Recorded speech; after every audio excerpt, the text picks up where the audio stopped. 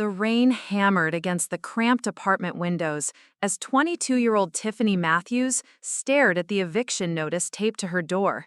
3 days. That's all she had left before losing the only home she'd known since their parents died in that car accident 5 years ago. "Still living in this dump, I see." The voice behind her dripped with disdain. Tiffany didn't need to turn around to know it was her older sister, Victoria.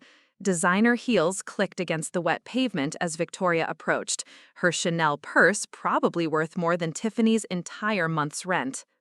"What do you want, Vic?" Tiffany's voice was barely above a whisper, exhaustion weighing down every word. Victoria's perfectly manicured fingers adjusted her silk scarf. "I came to check on you, though I should have known better. Look at this place. Look at you." Her eyes swept over Tiffany's thrift store jeans and faded sweater with obvious disgust. "When are you going to accept reality? You're going to die broke, just like Dad always said you would." I'd love to know which corner of the globe you're watching from. And if this story speaks to you, make sure to subscribe. Tomorrow's video is one you absolutely can't miss. The words hit like physical blows. Their father had been a successful investment banker. Their mother, a respected surgeon at Chicago General Hospital. Victoria had followed in their father's footsteps, climbing the corporate ladder at Morrison & Associates. But Tiffany had always been different. While Victoria excelled in business and social climbing, Tiffany spent her time volunteering at homeless shelters, tutoring underprivileged kids, and working multiple part-time jobs just to scrape by. "I'm doing fine," Tiffany lied, crumpling the eviction notice in her fist. Victoria laughed, the sound sharp and cold. "Fine? You call this fine? You're about to be homeless, Tiffany. Again. How many times has this been now? 3? She pulled out her phone, fingers flying across the screen. "I'm transferring $2,000 to your account. Consider it charity. But this is the last time. I'm done watching you throw your life away on these pathetic attempts at being some kind of saint." "I don't want your money." Tiffany's voice was stronger now, anger giving her strength. "Well, you need it, because in case you haven't noticed, your bleeding heart doesn't pay bills." Victoria's phone buzzed. "I have to go. Richard is picking me up for dinner at Le Bernardin. Try not to embarrass the family name any more than you already have." As Victoria's heels clicked away, Tiffany sank against her apartment door. The money would solve her immediate problem, but it came with a price she wasn't sure she could pay. Another piece of her dignity, another reminder of how far she'd fallen from the privileged world she'd grown up in. The next morning, Tiffany sat in the waiting room of Sacred Heart Community Hospital, clutching a folder filled with her meager qualifications. The position was for a part-time administrative assistant in the pediatric wing. The pay was barely above minimum wage, but it was steady work, and more importantly, it was at a hospital. Being around medicine, even in a small way, felt like honoring her mother's memory. Tiffany Matthews, a woman in scrubs, called her name. Dr. Elena Rodriguez was in her 40s, with kind eyes and graying hair pulled back in a practical ponytail.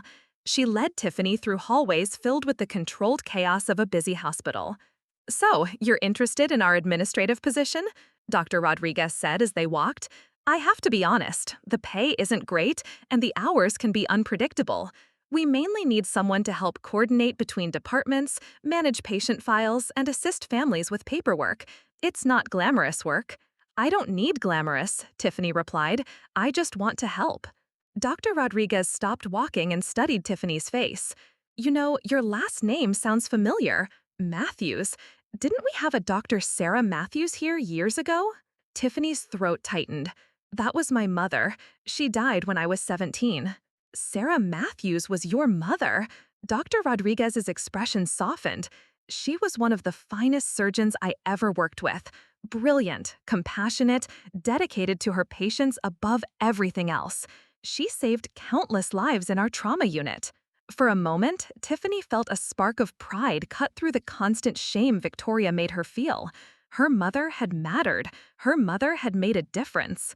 "Well," Dr. Rodriguez continued, "if you're anything like your mother, you're hired. When can you start?" 3 months later, Tiffany had settled into a routine at Sacred Heart. The work was exactly as advertised, unglamorous but necessary. She organized medical files, helped families navigate insurance paperwork, and coordinated between different departments. But more than that, she found herself drawn into the lives of the patients and their families. There was 8-year-old Marcus, whose mother worked 3 jobs and couldn't afford to take time off during his cancer treatments. Tiffany quietly arranged for meal vouchers and connected the family with social services. There was elderly Mrs. Chen, whose language barrier made navigating her husband's heart surgery terrifying. Tiffany spent her lunch breaks translating and explaining procedures, holding Mrs. Chen's hand when the fear became too much. "You know you don't get paid extra for this," Dr. Rodriguez observed one evening, finding Tiffany still at the hospital at 9 p.m., helping a teenage mother fill out Medicaid applications. "I know," Tiffany said, not looking up from the paperwork, "but if I don't help her, who will?" It was during one of these late nights that Tiffany first encountered Dr. Jonathan Pierce. She was in the pediatric ICU, reading to a little girl whose parents couldn't visit because they worked night shifts, when she heard raised voices from the hallway. "This is unacceptable," a man's voice carried through the corridor. "We can't provide adequate care with this equipment. Half of these machines are older than some of our patients." Tiffany looked up to see a tall man in a white coat gesturing, emphasizing at Dr. Rodriguez.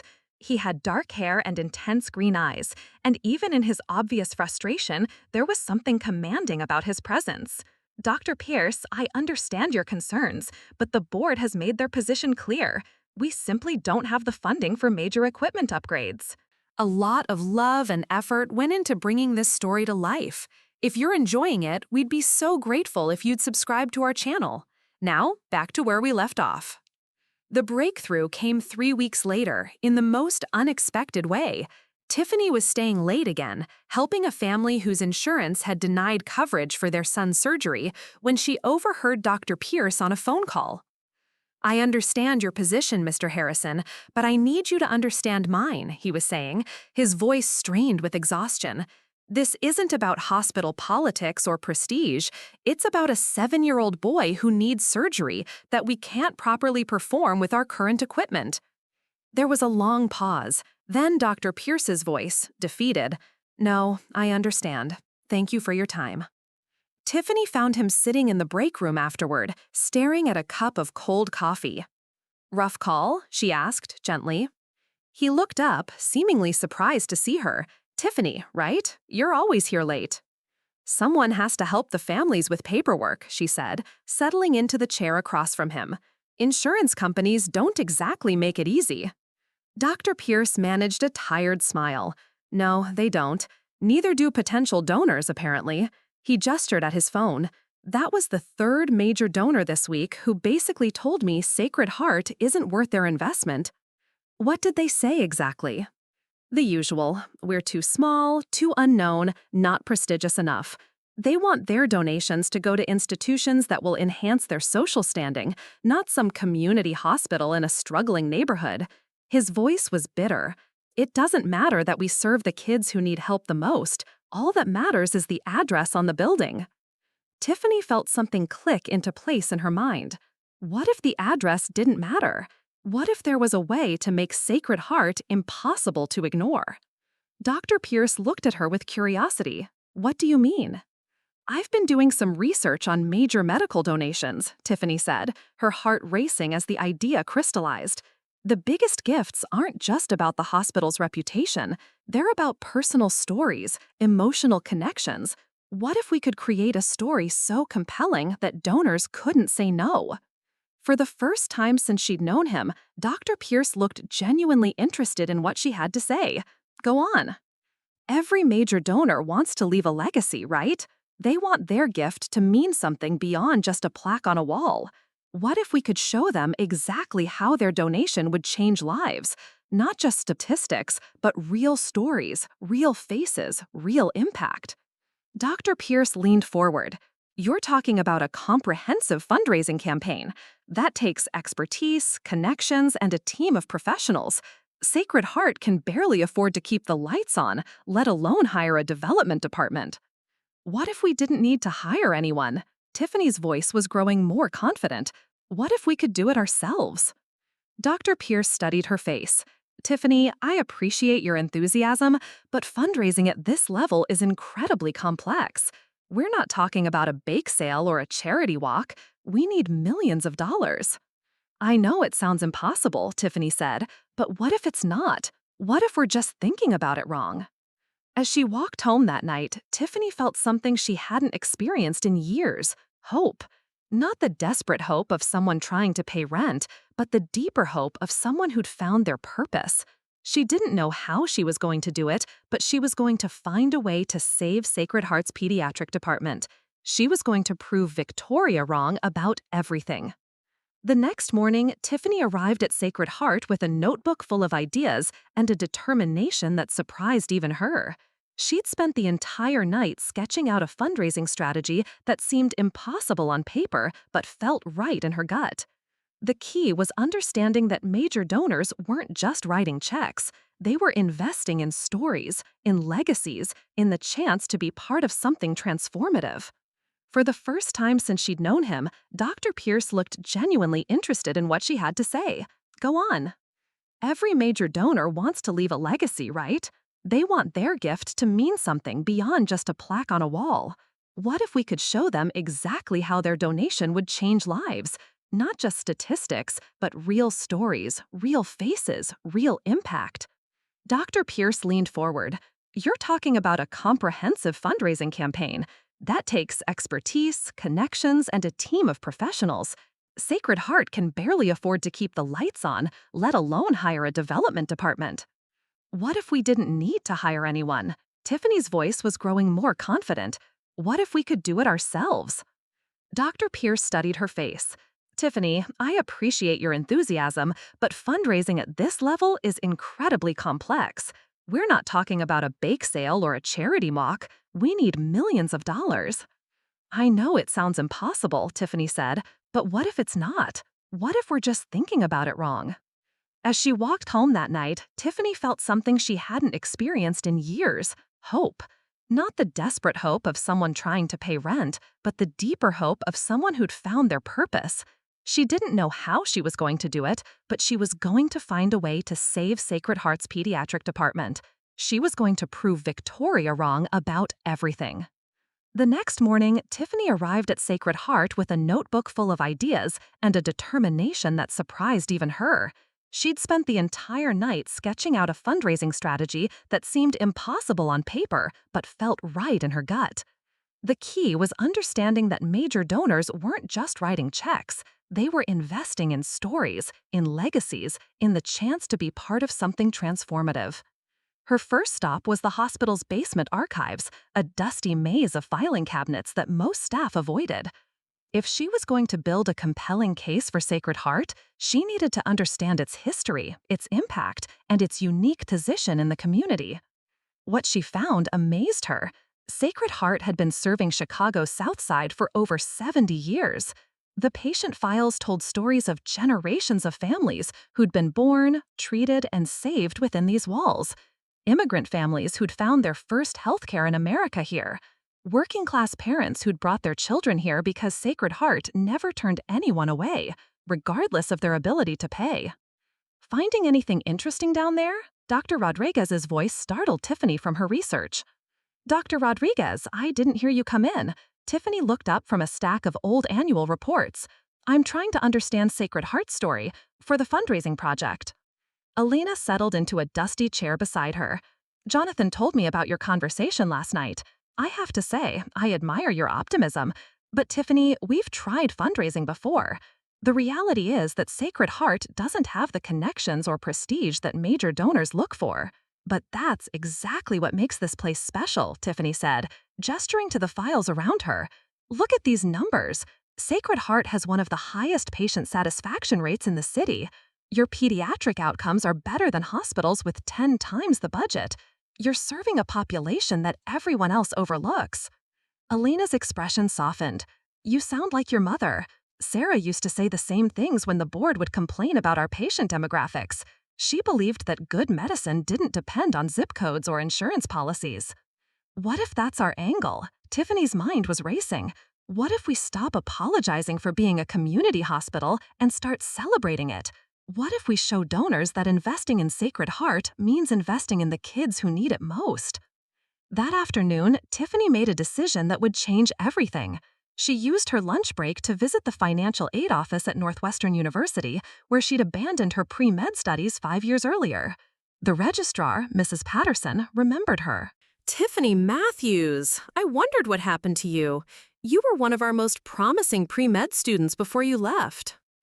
Family circumstances, Tiffany said simply. But I'm here because I need help with something.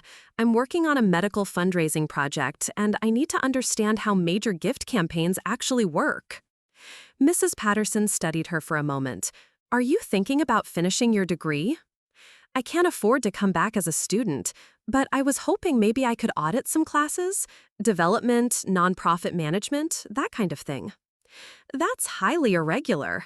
Auditing students still need to pay fees, and those courses are typically reserved for graduate students in our MBA program. Tiffany felt her hope deflating. I understand. I just thought. However, Mrs. Patterson interrupted, we do have a work-study program for continuing education. If you were willing to help with administrative tasks in our development office, you could attend relevant seminars and workshops as part of your training. 2 weeks later, Tiffany was juggling her job at Sacred Heart with evening classes at Northwestern. The work-study program meant filing, data entry, and coffee runs for the university's development team. But it also meant sitting in on meetings where she learned how million-dollar campaigns actually functioned. She discovered that successful fundraising wasn't about asking for money. It was about building relationships, understanding donor motivations, and creating compelling narratives that made giving feel like an opportunity rather than an obligation. Major donors wanted to be heroes in stories that mattered. The breakthrough came during a seminar on transformational giving in healthcare. The speaker, a consultant named Margaret Chen, had managed campaigns that raised hundreds of millions for children's hospitals across the country. The most successful pediatric campaigns, Margaret explained, don't sell donors on buildings or equipment. They sell them on possibilities. What could this hospital become with the right investment? How many lives could be saved? What legacy could this gift create? After the seminar, Tiffany approached Margaret with a question that had been nagging at her. What about hospitals that don't have famous names or prestigious locations? How do they compete for major gifts? Margaret smiled. Some of my most successful campaigns have been for exactly those kinds of hospitals. Community hospitals often have the most compelling stories because they're serving the most vulnerable populations. The key is making sure donors understand the true impact of their investment. Could you give me an example? There's a hospital in Detroit that serves one of the poorest neighborhoods in the city. 5 years ago, they were on the verge of closing their pediatric ward. Today, they have a state-of-the-art facility that's become a model for urban pediatric care. The difference? They found donors who understood that great medicine happens where it's needed most, not where it's most comfortable. That night, Tiffany called her brother Marcus for the first time in months. At 25, Marcus was 3 years older than Victoria and worked as a software engineer in San Francisco. Unlike Victoria, he'd never judged Tiffany for her choices, but their relationship had grown distant since their parents' death. Tiff, it's been forever. How are you holding up? I'm good, Mark. Actually, I'm working on something important, and I could use your help. She explained the Sacred Heart Project, her fundraising research, and her growing conviction that she could make a difference. Marcus listened without judgment, asking thoughtful questions about her strategy and timeline. This sounds incredible, Tiff, but also incredibly ambitious. Do you really think you can pull this off? I don't know, Tiffany admitted, but I have to try. I keep thinking about all the kids who aren't getting the care they need because Sacred Heart doesn't have the resources. If there's even a chance I can help? What do you need from me? Information. You work with tech startups, right? Some of those founders must be looking for philanthropic opportunities. And maybe you could help me understand how to present financial projections. I'm learning as fast as I can, but I'm still way out of my depth. Marcus was quiet for a moment. Tiff, I want you to know something. What you're doing, it's exactly what Mom would have done. She never cared about prestige or status. She just wanted to help people. The words hit harder than Tiffany expected. Since their parents' death, she'd felt like she was disappointing everyone, especially herself. Victoria's constant criticism had made her doubt every choice she'd made. But Marcus was right. Their mother had always chosen service over status, patience over profit. Over the next few weeks, Marcus became Tiffany's unofficial consultant, helping her understand financial modeling and connecting her with contacts in Silicon Valley who might be interested in healthcare philanthropy. He also did something else. He started asking questions about their family's financial history that made Tiffany realize how little she actually knew about their parents' estate. "Do you remember Dad's investment accounts?" Marcus asked during one of their evening calls. There were several of them, and Mom had a pretty substantial retirement fund from the hospital. "Victoria handled all of that after they died," Tiffany said. "She said there wasn't much left after debts and funeral expenses." "That doesn't sound right. Dad was really conservative with money, and Mom's pension was through the hospital system. Those don't just disappear." Meanwhile, at Sacred Heart, Tiffany's relationship with Dr. Pierce was evolving beyond their initial conversation about fundraising.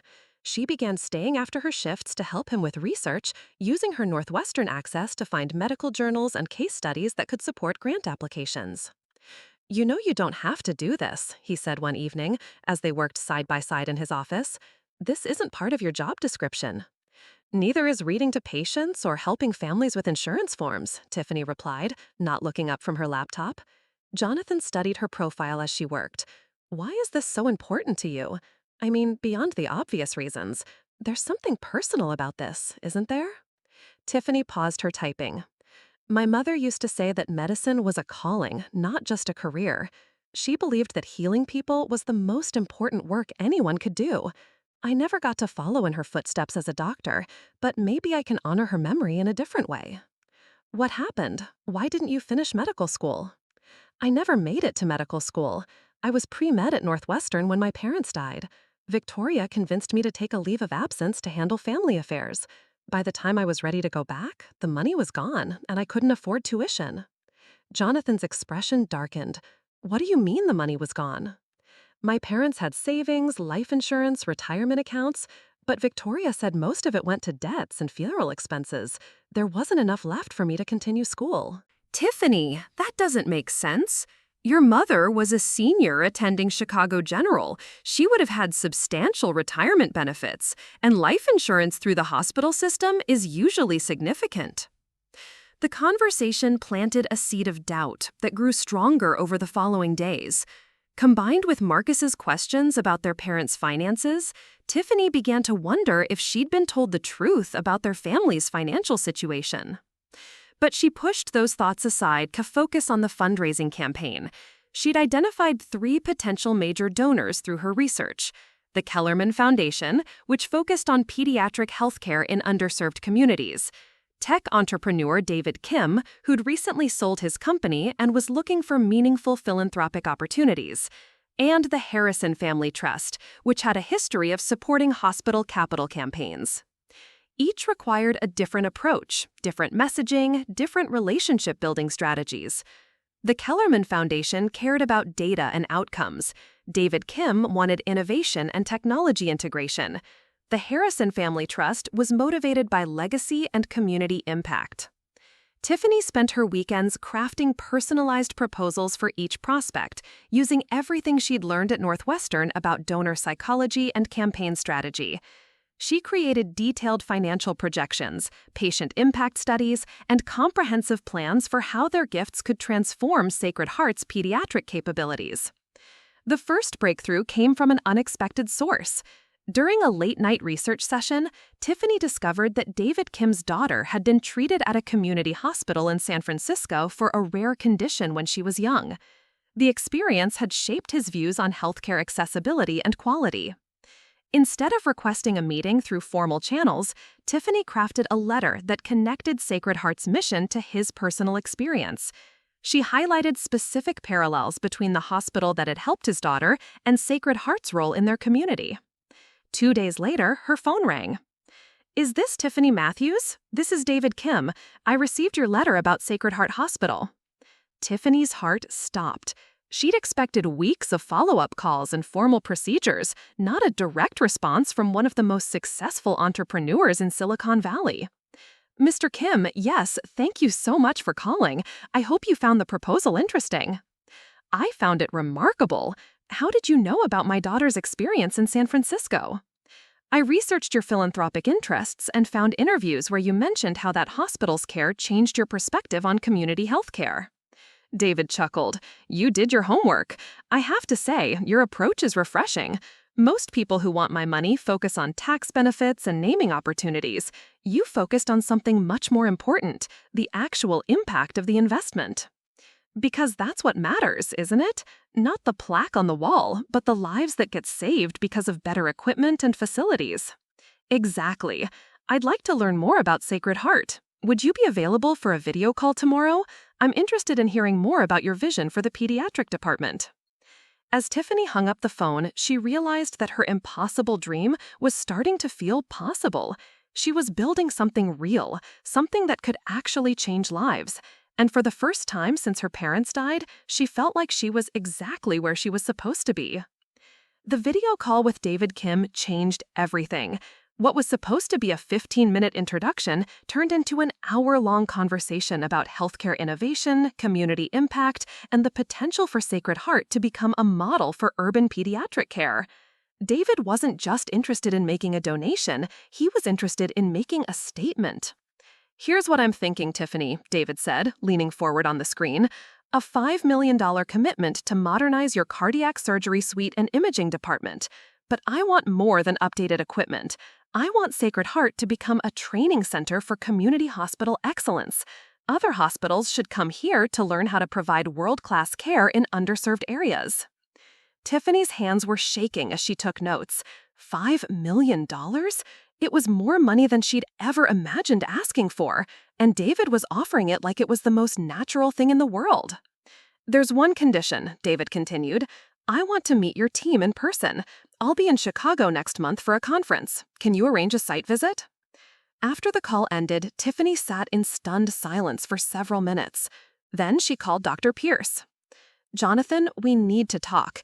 David Kim wants to visit Sacred Heart. He's considering a $5 million gift. The silence on the other end was so long that Tiffany thought the call had dropped. Jonathan, are you there? $5 million? Tiffany, are you serious? Dead serious. He wants to see the hospital, meet the team, and understand our vision for the future. We have 3 weeks to prepare. That night, Tiffany worked until dawn, creating a comprehensive presentation that would showcase Sacred Heart's potential. She included patient success stories, financial projections, architectural plans for facility improvements, and detailed timelines for implementation. But more importantly, she crafted a narrative that positioned Sacred Heart not as a struggling community hospital asking for help, but as an innovation lab ready to revolutionize pediatric care for underserved populations. The preparation for David Kim's visit revealed both Sacred Heart's strengths and its challenges. The medical staff was exceptional, passionate, skilled, and deeply committed to their patients. But the facilities were aging, the equipment was outdated, and the administrative systems were held together with determination and coffee. We need to be honest about our limitations, Dr. Rodriguez advised during a planning meeting. We're not hiding anything, Tiffany replied. We're showing him what we could become. Every great transformation story starts with recognizing current reality and envisioning something better. The visit went better than anyone had hoped. David toured the pediatric ward, observed surgeries, and spent time talking with patients and families. What impressed him most wasn't the medical excellence, although that was evident, but the hospital's culture of caring that extended far beyond clinical treatment. In most hospitals, Doctor observed to Dr. Pierce as they walked through the halls, medical staff focus on their specific patients and move on. Here, I see nurses helping families with transportation, doctors following up on social services referrals, administrators staying late to translate medical forms. This isn't just healthcare, it's community care. The presentation went flawlessly. Tiffany had anticipated every question, prepared compelling visual aids, and recruited several patients and families to share their stories. But the moment that sealed the deal came when David asked to see the hospital's financial records. I need to understand your current funding model and long-term sustainability, he explained. Dr. Rodriguez began pulling out budget reports and financial statements, but Tiffany had prepared something different. She'd created a comprehensive analysis that showed not just Sacred Heart's current financial picture, but a detailed projection of how strategic investments could transform the hospital's economic model. Community hospitals struggle because they're stuck in a cycle, Tiffany explained, pointing to her charts. Limited resources mean limited capabilities, which means they can't attract the patients or insurance contracts that would improve their financial position. But strategic investment can break that cycle.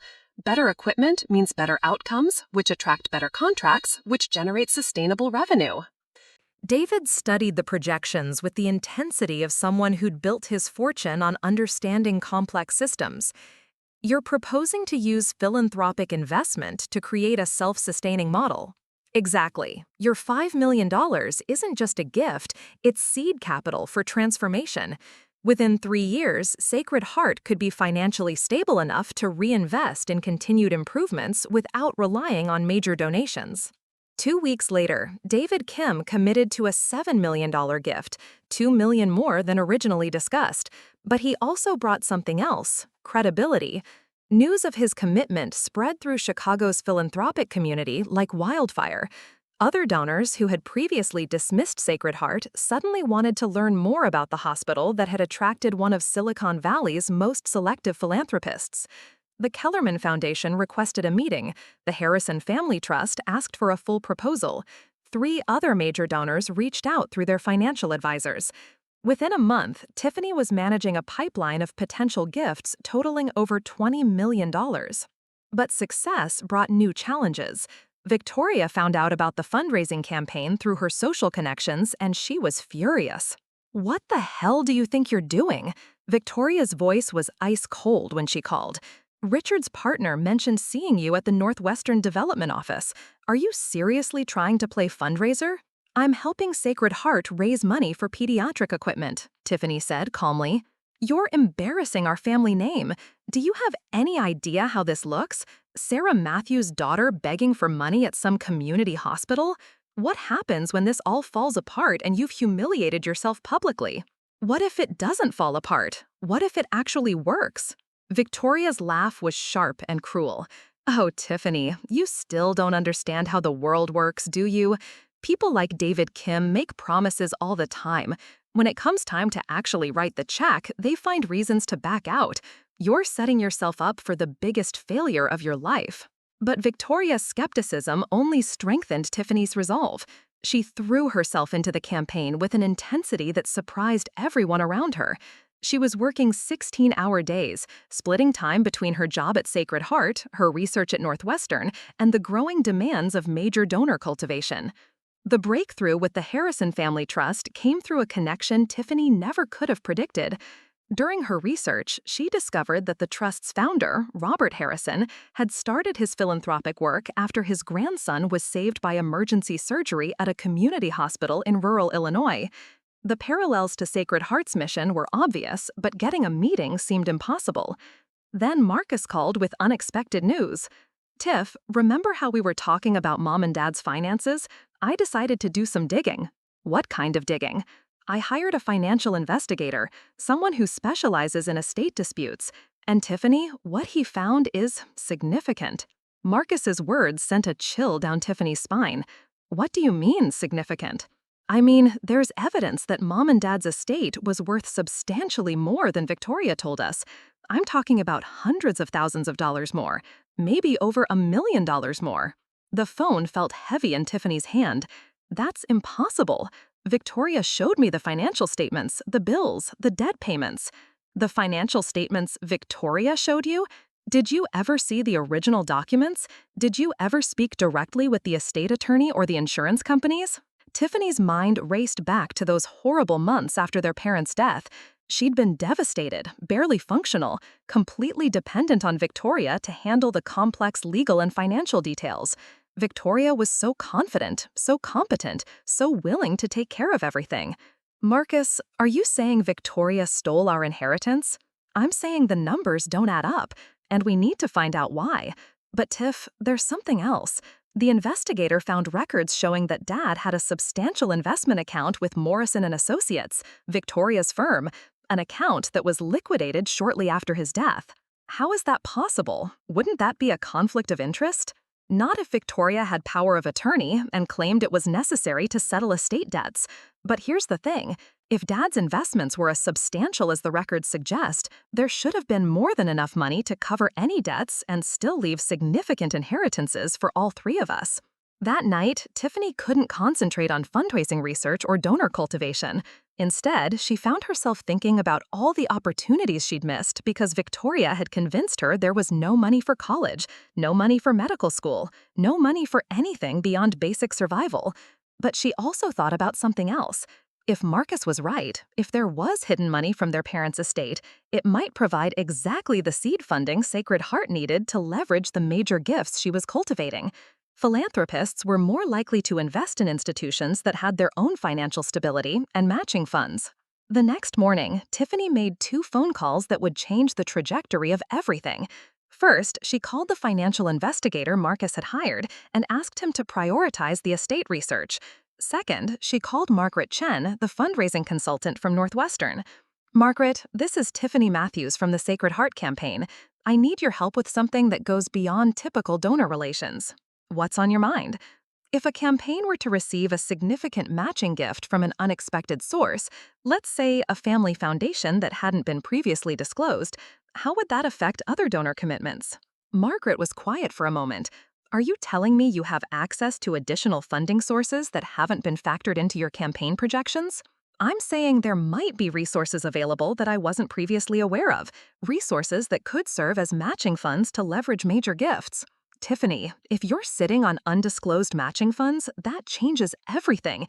Major donors are much more likely to commit when they know their gifts will be matched or leveraged. How much are we talking about?" "I don't know yet, but potentially substantial." That afternoon, David Kim called with news that accelerated everything. "Tiffany, I've been talking with my advisory board about the Sacred Heart Project. We want to propose something bigger than our original $7 million commitment." "What did you have in mind?" "A $50 million campaign to completely transform Sacred Heart into a model for community hospital excellence. My foundation would provide the lead gift of $15 million, but only if you can secure matching commitments from other sources totaling at least $20 million. Tiffany's heart stopped. $50 million. It was more money than she'd ever dreamed of raising. More than enough to transform Sacred Heart into one of the premier pediatric facilities in the Midwest. David, that's incredible. When would you need confirmation of the matching funds? 6 months. Can Sacred Heart raise $20 million in matching commitments in 6 months? As Tiffany hung up the phone, she realized that everything, the family financial investigation, the donor cultivation, the hospital's future, was about to converge in ways she never could have imagined. The next 6 months would either prove Victoria wrong about everything or confirm her prediction that Tiffany would die broke. But for the first time in her life, Tiffany was betting on herself. The financial investigator's report arrived on a rainy Tuesday morning that would forever divide Tiffany's life into before and after. She met Marcus at a coffee shop downtown, both of them too nervous to open the envelope at first. "Whatever's in here," Marcus said quietly, "it's going to change everything." The documents inside were damning.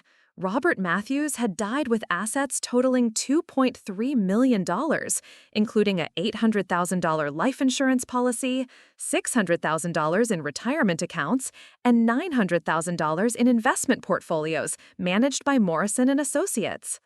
Sarah Matthews had additional retirement benefits worth $400,000 and a separate life insurance policy for $300,000. According to the investigator's analysis, after legitimate debts, funeral expenses, and taxes, the estate should have distributed approximately $2.1 million among the 3 siblings. Instead, Victoria had used her power of attorney to liquidate all assets, claiming massive debts that the investigator couldn't verify, and had distributed only $50,000 to Marcus and nothing to Tiffany. "She stole almost $2 million from us," Marcus said, his voice hollow with disbelief. But Tiffany was focused on something else in the report. "Marcus, look at this. The investment accounts at Morrison and Associates weren't just liquidated, they were transferred into a family trust that Victoria established 3 days after Dad's funeral, a trust that lists her as the sole beneficiary. That's fraud, clear documented fraud. It's also our matching funds for the Sacred Heart campaign. Marcus looked at his sister with a mixture of admiration and concern. Tiff, I know you want to save that hospital, but we're talking about a legal battle that could take years. Victoria has resources, connections, and expensive lawyers. Even if we win, the money might be tied up in litigation for 6 months, Tiffany interrupted. I have 6 months to raise $20 million in matching commitments, or David Kim's $50 million offer disappears. I can't wait for a lengthy court battle. That afternoon, Tiffany made a decision that would have seemed impossible just weeks earlier. She walked into the offices of Chen, Patterson and Associates, one of Chicago's most prestigious law firms, and requested a meeting with their estate litigation department. The lead attorney, Susan Chen, was Margaret Chen's sister and had built her reputation on high-stakes inheritance disputes. After reviewing the investigator's report, her assessment was blunt. This is clear-cut financial fraud.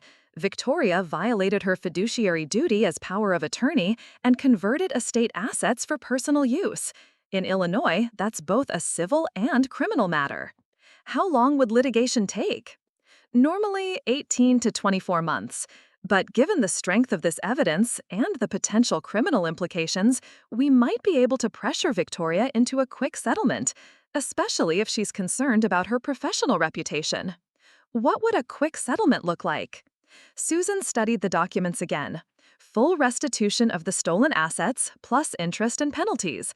We're talking about approximately $3 million total. But Tiffany, there's something else.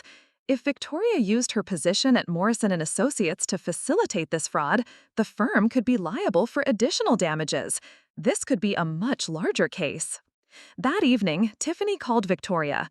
Her sister's phone went straight to voicemail, so she tried the house phone. Victoria's husband, Richard, answered. Tiffany, this is unexpected. Victoria's at her book club, but I can have her call you back. Actually, Richard, I wanted to talk to you. It's about some financial discrepancies we've discovered regarding our parents' estate. The silence on the other end was telling. Richard was a corporate attorney himself and would understand the implications immediately. What kind of discrepancies? The kind that suggests our parents' estate was worth significantly more than Victoria told us. The kind that raises questions about whether proper legal procedures were followed. Tiffany, I think you should speak with Victoria directly about this.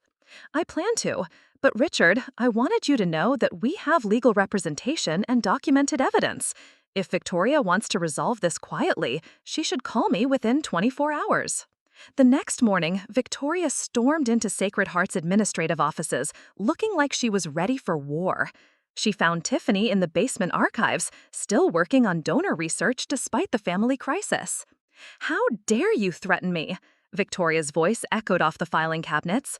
How dare you drag Richard into your pathetic financial desperation? Tiffany looked up calmly. I didn't threaten anyone. I simply informed you both that we have evidence of financial irregularities in our parents' estate.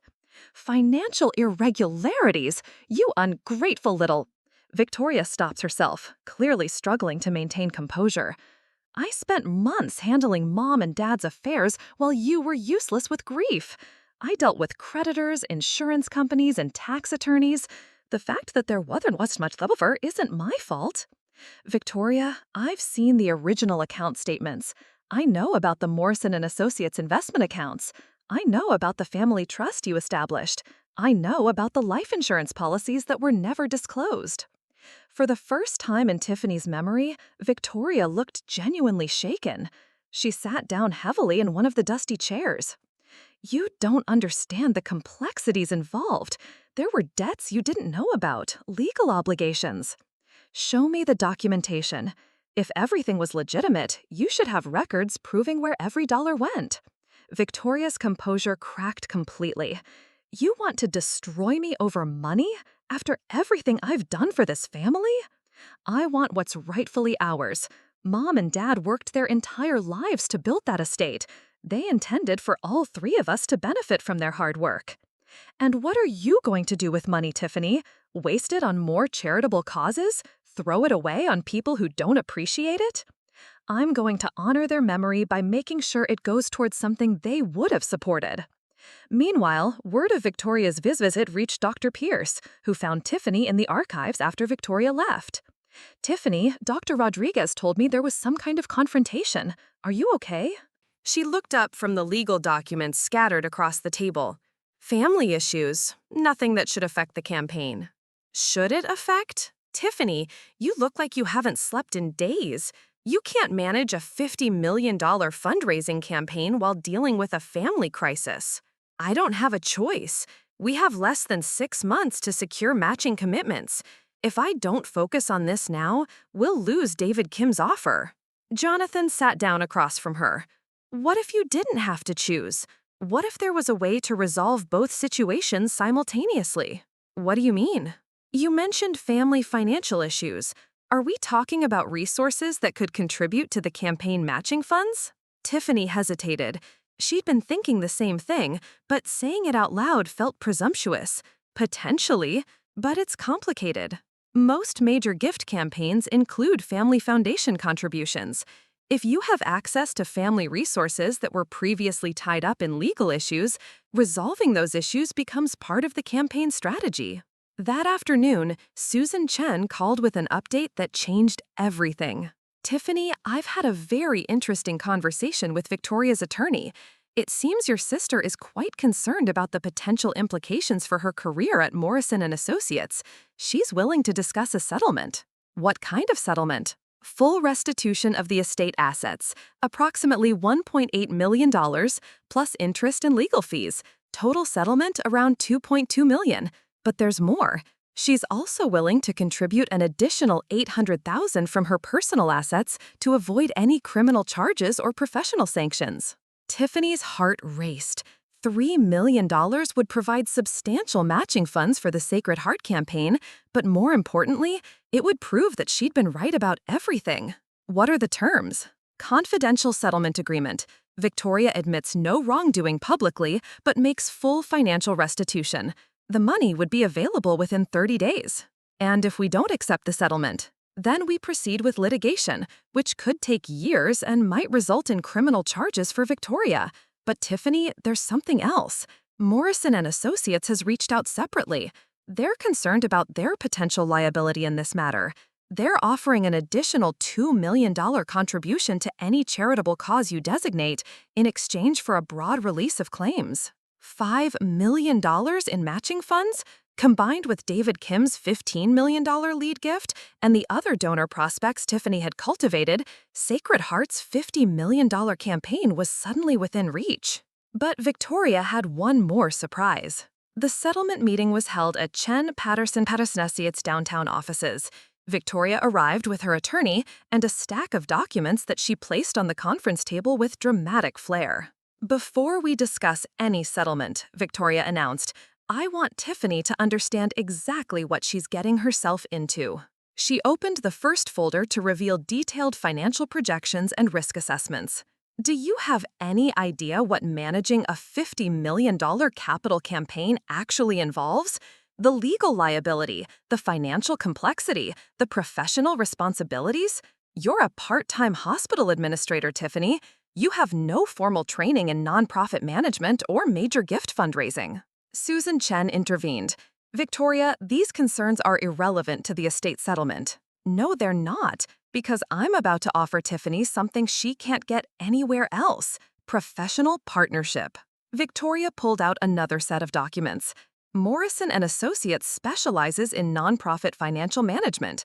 We have a division that handles major gift campaigns for hospitals, universities, and cultural institutions. If Tiffany wants to pursue this Sacred Heart project, I'll provide full professional support: financial planning, legal compliance, donor relations, campaign management. Why would you do that? Tiffany asked suspiciously. Because despite our differences, you're my sister. And because Mom and Dad would want me to help you succeed, even if I think this entire project is misguided. Tiffany looked at the documents Victoria had prepared. They were comprehensive, professional, and would solve many of the practical challenges she'd been worried about. What's the catch? No catch. I handle the professional aspects of the campaign, you handle the charitable mission and donor relationships. We split credit for the success. And if I say no? Victoria's expression hardened. Then you get your settlement money and you try to manage a $50 million campaign by yourself, which, honestly, I give about a 50% chance of success. As Tiffany studied the partnership proposal, she realized that Victoria might be offering exactly what she needed to make the Sacred Heart campaign not just possible, but inevitable.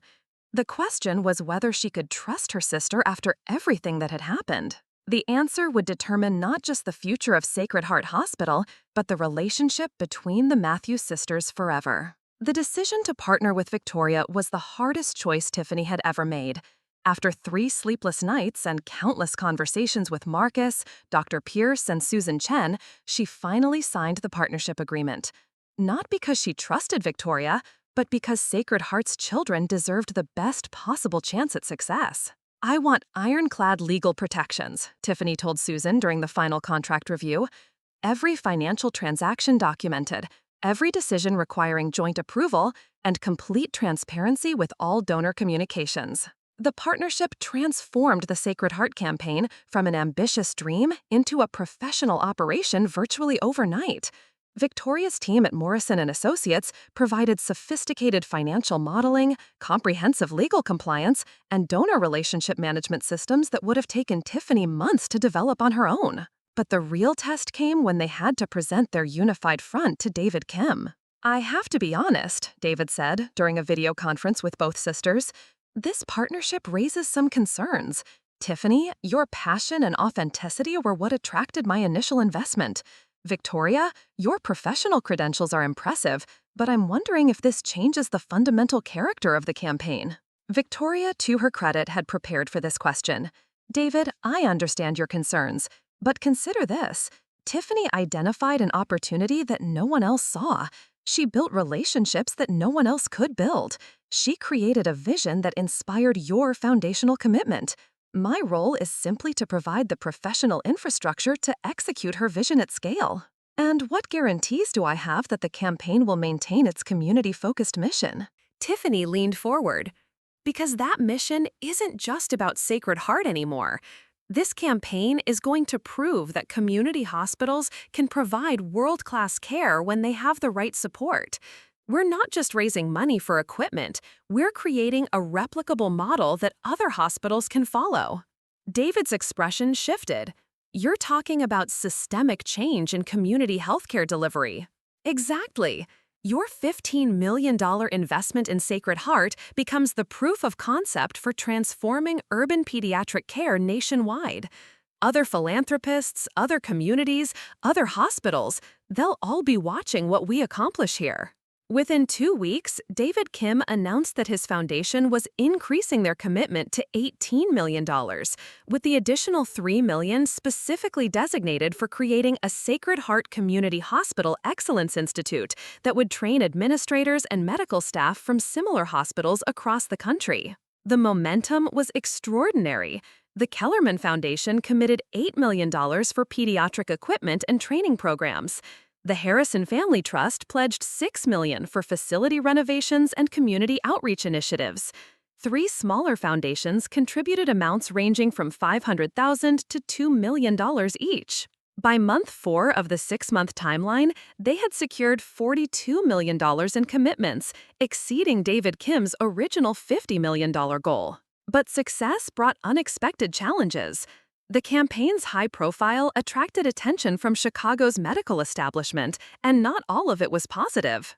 Dr. Bradley Morrison, chief of surgery at Chicago General Hospital, Sarah Matthews' former employer, requested a meeting with Tiffany that felt more like an interrogation. "Miss Matthews, I have to say, your mother would be spinning in her grave if she knew you were channeling major philanthropic dollars away from established institutions towards some community hospital project." Tiffany felt her temper flare. Dr. Morrison, my mother dedicated her career to saving lives regardless of a patient's address or insurance status. She would absolutely support providing excellent pediatric care to underserved communities. Your mother was a pragmatist. She understood that medical excellence requires institutional resources that places like Sacred Heart simply cannot provide. You're essentially asking donors to subsidize second-tier healthcare. We're asking donors to invest in first-tier healthcare in communities that have been systematically underserved by institutions like yours. The confrontation escalated when Dr. Morrison implied that Tiffany was exploiting her mother's reputation to legitimize a campaign that was professionally irresponsible. Victoria, surprisingly, defended her sister with a ferocity that shocked everyone in the room. Dr. Morrison, with all due respect, my sister has raised more money for pediatric healthcare in 6 months than your development office has raised in the past 3 years. Perhaps instead of questioning her methods, you should be asking what Chicago General can learn from her success. But the real threat came from an unexpected source. Marcus called one evening with disturbing news from San Francisco. Tiff, I've been hearing rumors in the tech community about David Kim. Nothing confirmed, but there are whispers about potential SEC investigations related to his previous company's IPO. If those rumors are true, it could affect his ability to fulfill major philanthropic commitments. How serious are we talking? Serious enough that his financial advisors might recommend suspending all major expenditures until the investigation is resolved.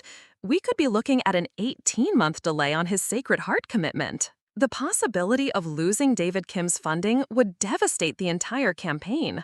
Other donors had committed largely on his leadership gift. If his contribution disappeared, the domino effect could collapse the entire $50 million effort. Tiffany made a decision that surprised even Victoria. Instead of panicking or developing contingency plans, she called David Kim directly. David, I've heard there might be some regulatory issues affecting your business operations. I wanted you to know that Sacred Heart's campaign timeline is flexible if you need to adjust your funding schedule. David was quiet for a long moment. Tiffany, I appreciate your directness. There are indeed some regulatory matters that my attorneys are addressing. Nothing that affects the legitimacy of my foundation's commitments, but the timing might need to be adjusted. What if we restructured the entire campaign timeline to accommodate your situation? Instead of rushing to complete everything in 6 months, what if we developed a 3-year implementation plan that allows for more flexible funding schedules? You'd be willing to do that? David, this isn't about hitting artificial deadlines. This is about creating sustainable transformation at Sacred Heart. If a longer timeline produces better results, then that's what we should do. The conversation led to a complete restructuring of the Sacred Heart campaign. Instead of a single massive capital project, they developed a phased approach that would implement improvements over 3 years, allowing donors to spread their commitments across multiple budget cycles and providing Sacred Heart with steady, sustainable growth. The new timeline also allowed for something Tiffany hadn't anticipated. Other hospitals began asking if they could participate in the Community Hospital Excellence Institute. Within months, Sacred Heart had inquiries from community hospitals in Detroit, Cleveland, Phoenix, and Atlanta, all wanting to learn from the campaign's success. Victoria, working with her professional network, developed a consulting model that would allow Sacred Heart to generate revenue by helping other hospitals implement similar transformation campaigns. The consulting fees would provide ongoing operational funding for Sacred Heart's new programs while spreading the Community Hospital Excellence model nationwide. You realize what you've created, don't you? Victoria said during one of their weekly planning meetings. This isn't just a fundraising campaign anymore. The validation came from an unexpected source. Dr. Jonathan Pierce was invited to present Sacred Heart's transformation model at the American Academy of Pediatrics National Conference. His presentation, titled Community Hospital Excellence, a Replicable Model for Urban Healthcare Transformation, received a standing ovation and generated requests from over 60 hospitals wanting to implement similar programs. But the most meaningful recognition came from the patients and families at Sacred Heart itself. As new equipment arrived and facility improvements were completed, the hospital's capabilities expanded dramatically. Complex surgeries that previously required transfers to other institutions could now be performed at Sacred Heart. Diagnostic procedures that used to take weeks were completed in days. Recovery times shortened, infection rates dropped, and patient satisfaction scores reached levels that rivaled the most prestigious medical centers in Chicago. 8-year-old Marcus, the cancer patient Tiffany had helped during her first weeks at Sacred Heart, was among the first children to benefit from the campaign's success. His treatment, which would have previously required multiple transfers and extended hospital stays, was completed entirely at Sacred Heart with outcomes that exceeded his family's hopes. "Miss Tiffany, my mom says you're the reason I got better. Is that true?" "Marcus, a lot of people helped you get better. Dr. Pierce, the nurses, your family, the new equipment. I just helped make sure we had everything we needed to take care of you. But you're the one who got the new machines, right?" Tiffany smiled. "I helped, but you know what the most important part was? People who cared enough to invest in making sure kids like you get the best possible care." "Then we need to find the funding," Dr. Pierce shot back. "These kids deserve better than outdated machines and makeshift solutions." Tiffany watched as he ran his hands through his hair, the weight of responsibility clear on his shoulders. This was someone who cared, she realized, someone who fought for his patients the way her mother used to. Later that week, Tiffany learned more about Dr. Jonathan Pierce. He was the new head of pediatric surgery, brought in from Boston Children's Hospital with a reputation for innovative techniques and an unwavering dedication to his patients. He was also, according to hospital gossip, incredibly demanding and notoriously difficult to work with. "He's been here 2 months and already requested the resignation of 3 nurses," whispered Janet from billing. "Apparently, he expects perfection from everyone around him." But Tiffany saw something different when she watched Dr. Pierce work. Yes, he was demanding, but only because he understood that perfection could mean the difference between life and death for a child. She saw how he stayed late to check on post-operative patients, how he personally called families with updates, how he fought with insurance companies to get his patients the care they needed. One evening, as Tiffany was finishing up patient files, she heard familiar voices from the break room. Through the partially open door, she could see Dr. Pierce and Dr. Rodriguez hunched over a laptop. "The Carmichael Foundation turned us down," Dr. Rodriguez was saying. "That's the 5th grant rejection this month." "What about private donors?" Dr. Pierce asked, his voice tight with frustration. "We've exhausted most of our usual contacts. The truth is, Jonathan, Sacred Heart isn't exactly a prestigious address. We're a community hospital in a struggling neighborhood. The wealthy donors prefer to put their names on wings at institutions like Chicago General or Northwestern Memorial." Tiffany felt her chest tighten at the mention of Chicago General, her mother's hospital, the place where she'd been treated like royalty as a child, before everything fell apart. "There has to be something we can do," Dr. Pierce insisted. "These kids need a new cardiac surgery suite, updated imaging equipment, and a proper NICU. We're talking about lives, Alina." "I know, but wanting something and being able to afford it are 2 different things. Maybe we need to accept that Sacred Heart will always be limited by our resources." That night, Tiffany couldn't sleep. She thought about the conversation she'd overheard, about all the children she'd met who needed help that Sacred Heart couldn't provide. She thought about Marcus, whose treatment had been delayed because the hospital's oncology equipment was outdated. She thought about baby Sophia, who'd been transferred to another hospital because Sacred Heart's NICU couldn't handle her premature birth complications. An idea began forming in her mind. It was crazy, probably impossible, but she couldn't shake it. The next morning, she called in sick to work and took the train downtown to the Chicago Public Library. She spent the entire day researching grant applications, foundation requirements, and fundraising strategies. What she discovered was overwhelming.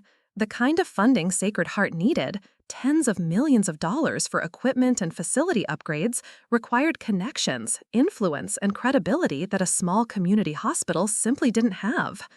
But as Tiffany read through successful grant applications and donor profiles, she began to see patterns, stories. Every major donation had a story behind it, a personal connection that made wealthy donors care about a cause. Over the next few weeks, Tiffany threw herself into research with an intensity that surprised even her. She created spreadsheets of potential donors, analyzed their giving patterns, and drafted proposal outlines. She worked on it during her lunch breaks, after her shifts, and late into the night in her tiny apartment. Victoria called one evening as Tiffany was deep in research. "I haven't heard from you in weeks," Victoria said, her tone accusatory. "Please tell me you're not doing something stupid with that hospital job." "I'm fine, Vic, just busy with work." "Work? You're a glorified secretary, Tiffany. Don't pretend it's anything more important than that." Victoria's sigh was audible through the phone. "I ran into Richard's cousin at the country club.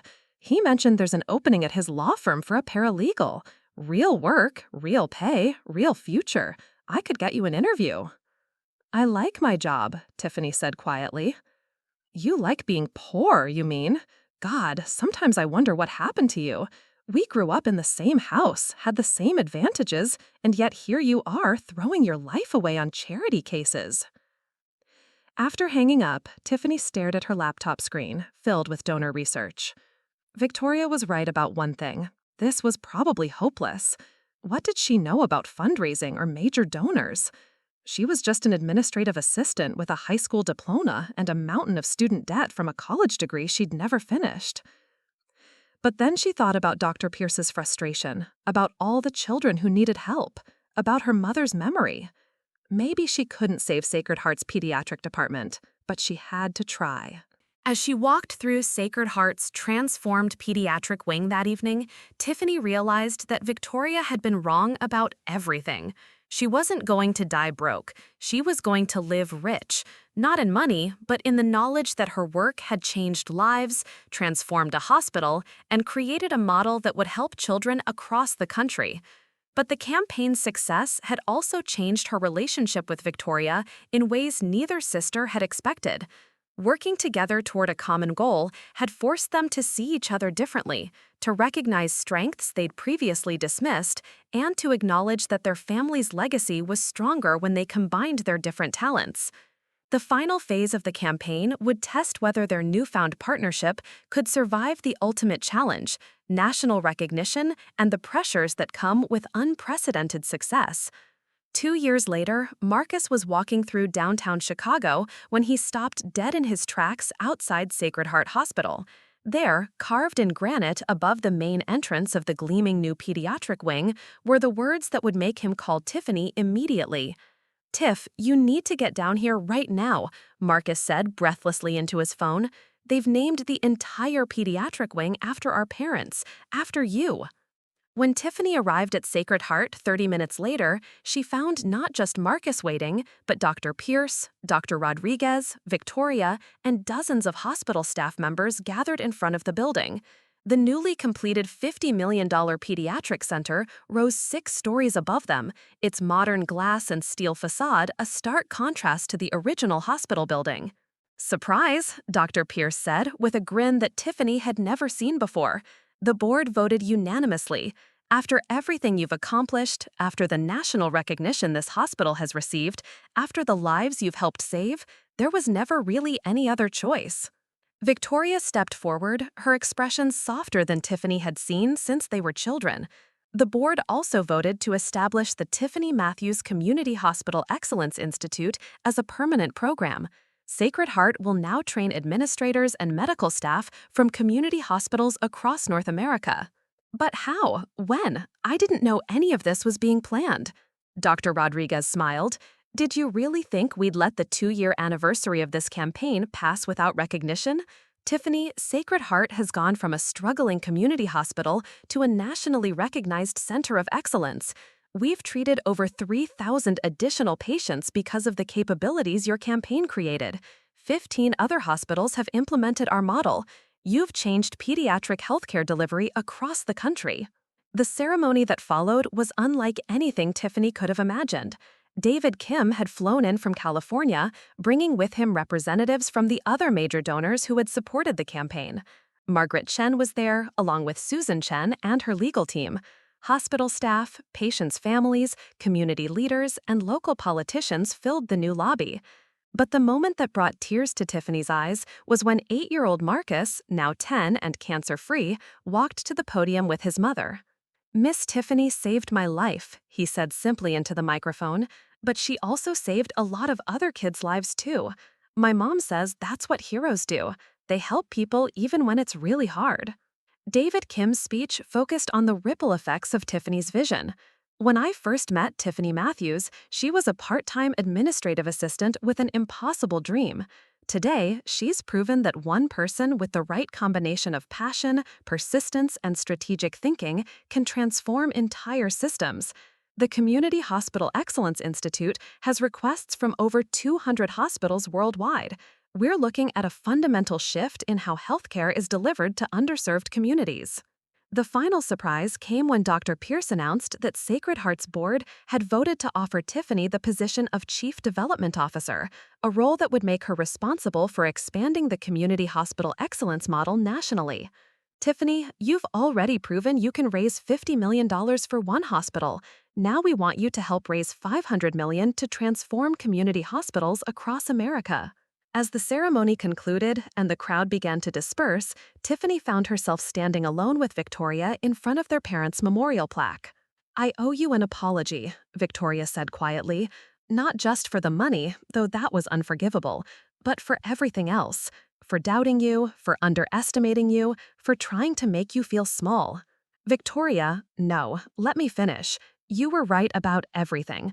About what mattered, about what success really means, about what Mom and Dad would have wanted. You've honored their memory in ways I never could have imagined." Tiffany looked up at the building that bore their parents' names. "We honored their memory. This campaign succeeded because we worked together, because we combined your professional expertise with my community connections." "So what happens now? Are you going to take the Chief Development Officer position?" Tiffany smiled. "Only if Morrison and Associates agrees to serve as the professional management partner for the national expansion. I've learned that I'm pretty good at the vision and relationship parts of this work, but I need someone who understands the complex financial and legal aspects." Victoria laughed, the first genuine laugh Tiffany had heard from her sister in years. "Are you offering me a job? I'm offering you a partnership in changing healthcare delivery for millions of children. Interested?" That evening, Tiffany walked through the new pediatric center, marveling at the state-of-the-art equipment, the bright and welcoming patient rooms, and the bustling activity of a hospital operating at full capacity. She stopped at the wall of donor recognition plaques, finding her own name listed not as a donor, but as the campaign visionary. Her phone buzzed with a text from Marcus in San Francisco. "Saw the news coverage online. Dad would have been so proud. Mom, too. You proved everyone wrong, Tiff. You didn't die broke, you lived rich." As she prepared to leave, Dr. Pierce found her in the lobby. "Any regrets?" he asked.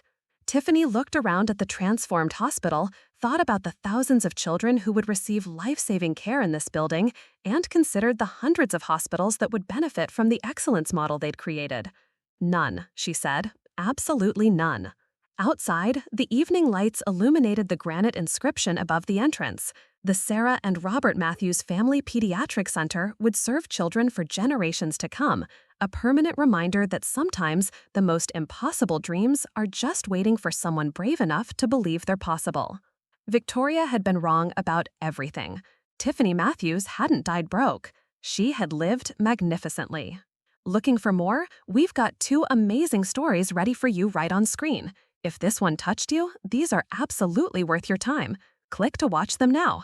And hey, subscribe and hit that bell to never miss our latest uploads.